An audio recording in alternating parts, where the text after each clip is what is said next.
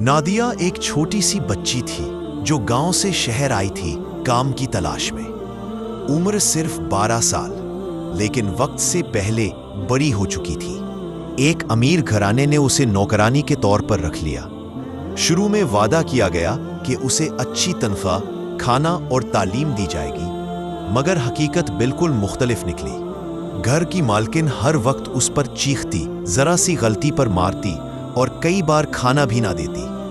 नादिया चुपचाप सब कुछ सहती, क्योंकि उसे अपने बीमार वालिदैन के लिए पैसे भेजने थे।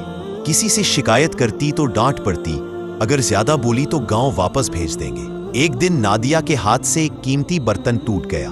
मालकिन ने ना सिर्फ मारा बल्कि उसके कपड़े भी फाड़ दिए और उसे रात भर बाहर बंद कर दिया। ये सब उसके बेटे अली ने देखा। अगले दिन उसने अपनी माँ से कहा, माँ, अगर मेरे साथ ऐसा सुलूक होता तो? नादिया भी इंसान है, गुलाम नहीं। अली की बात माँ के दिल को लगी। पहली बार उसे एहसास हुआ कि वो क्या जुल्म कर रही है।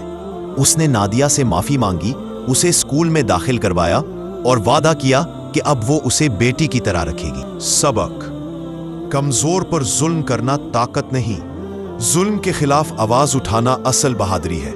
अगर आपको ये वीडियो पसंद आई तो वीडियो को लाइक करें, चैनल को सब्सक्राइब करें और इस वीडियो को ज्यादा से ज्यादा शेयर करें।